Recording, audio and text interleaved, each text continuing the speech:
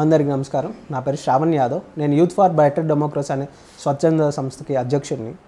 ఈ మధ్యకాలం తలసాని శ్రీనివాస్ యాదవ్ గారు ఒక స్టేట్మెంట్ ఇచ్చారు. ఏంటంటే బీసీలందరూ కూడా మనం ఈసారి జగన్ గారికి సపోర్ట్ చేయాలి, వైఎస్ఆర్ కాంగ్రెస్ పార్టీకి సపోర్ట్ చేయాలి అనేసి.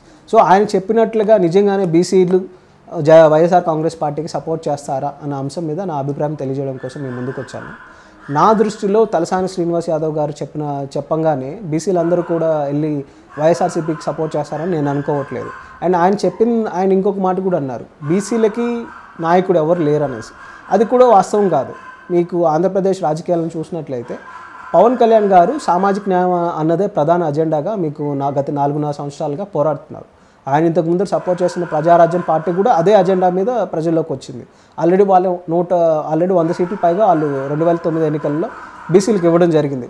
మళ్ళీ ఇప్పుడు కూడా ముందు నుంచి కూడా పవన్ కళ్యాణ్ గారు ఈ ఇండస్ట్రీస్, బిజినెస్ ఇలా ఎక్కువ లాభం ఉన్న వృత్తుల్లో కేవలం ఒక 2 వర్గాలు మాత్రమే ఉన్నారు, ఇందులో బీసీలు, ఎస్సీ, ఎస్టీలు కూడా రావాలి అనేసి ఆయన ముందు నుంచి కూడా పోరాడుతున్నారు. అండ్ అలాగే బీసీలకి, ఎస్సీ, ఎస్టీలకి గౌరవం కావాలి, ఇది మన ఆత్మగౌరవ సమస్య అంటూ ఆయన అనేక సభలు కూడా నిర్వహించారు. అండ్ రానున్న ఎన్నికల్లో వాళ్ళు 30% జనాభా బీసీలు ఉన్నారు. సో ఆ 30% సీట్లు అంటే దాదాపు 50 సీట్లు పైనే బీసీలకి ఇస్తామనేసి ఆయన చెప్పారు. ఇందులో ఎక్కువగా యూత్కి, మహిళలకి ఇస్తామని చెప్తున్నారు. సో ఇవన్నీ చూసుకున్నట్లయితే ఒక రకంగా జనసేన పవన్ కళ్యాణ్ గారికి బీసీ వర్గాల్లో ఎడ్జ్ ఉండే అవకాశం ఉంది. అండ్ తలసాని శ్రీనివాస్ యాదవ్ గారు ఆంధ్రప్రదేశ్లో ఏనాడు ఏ ఇష్యూ మీద పోరాడింది లేదు. ఆయనకి పెద్దగా ఆయనంటే ఎవరో కూడా ప్రజల్లో పెద్దగా అవగాహన కూడా లేదు. కానీ పవన్ కళ్యాణ్ గారికి అన్ని వర్గాలలో ఫ్యాన్స్ ఉన్నారు, మద్దతుదారులు ఉన్నారు. ఆయనకి ప్రాంతాలకు అతీతంగా, కులాలకు అతీతంగా ఆయన ప్రజలు ఓన్ చేసుకుంటున్నారు. సో సో ఇలా చూసుకున్నట్లయితే మనకి బీసీ వర్గాల్లో పవన్ కళ్యాణ్ గారికి ఎక్కువ ఎడ్జ్ ఉండే అవకాశం ఉంది. ఆయన తలసాని శ్రీనివాస్ యాదవ్ గారు చెప్పగానే బీసీలందరూ కూడా వైఎస్ఆర్ కాంగ్రెస్ పార్టీకి సపోర్ట్ చేస్తారని అనుకోవట్లేదు. ఇంకోటి ఏంటంటే ఆ వైఎస్ఆర్ కాంగ్రెస్ పార్టీకి కూడా కేవలం ఒక రెడ్డి సామాజిక వర్గానికి ఎక్కువ ఇంపార్టెన్స్ ఇస్తుంది.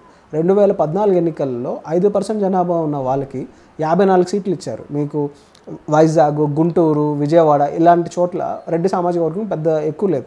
అయినా కూడా ఎవరైనా ఒక రెడ్డి అక్కడ దొరికితే ఆ రెడ్డినే ఎమ్మెల్యేగా ప్రకటిస్తున్నారు. కాబట్టి ఇలా కంప్లీట్గా ఒక రెడ్డి పార్టీ అయిపోవడం వల్ల సామాన్య వర్గ ప్రజలు అక్కడ కంఫర్టబుల్గా లేరు. ఒకవేళ ఏదైనా బీసీలకి సీట్లు ఇచ్చినా కూడా ఏదో స్టూడెంట్ వింగ్లో నామినల్ రోల్ ఇలా ఇవ్వడం తప్పించి వాళ్ళు పెద్దగా ఇంపార్టెన్స్ ఇవ్వట్లేదు. అంతెందుకు మొన్న ప్రతి విషయంలో వాళ్ళు సాధారణంగా అనిల్ యాదవ్ని పవన్ కళ్యాణ్ గారిని విమర్శించడానికి కానీ, మీకు ముఖ్యమంత్రిని కానీ విమర్శించడానికి ఉపయోగిస్తారు. కానీ అదే టీఆర్ఎస్ పార్టీతో జరిగిన ఒక కీలక మీటింగ్లో రీసెంట్గా అనిల్ యాదవ్ ఎక్కడ మీకు కనిపించట్లేదు. కేవలం కడప, చిత్తూరు జిల్లాకు చెందిన రెడ్డి నాయకులే ఎక్కువ మంది ఉన్నారు. సో ఇవన్నీ చూసుకున్నట్లయితే బీసీలు పెద్దగా వైఎస్ఆర్ కాంగ్రెస్ పార్టీ వైపు అట్రాక్ట్ అయ్యే అవకాశాలు కనిపించట్లేదు. నిజంగా బీసీలు కాపులతో పోరాడి ఒక గౌరవం సంపాదించడం చాలా సులభం మీకు రెడ్డి వర్గంతో పోటీ పడే కంటే. సో ఇలా చూసుకున్నట్లయితే నాకు తెలిసినంత వరకు పవన్ కళ్యాణ్ గారికి బీసీలలో సపోర్ట్ ఉండే అవకాశం ఎక్కువ ఉంది. Please subscribe new waves.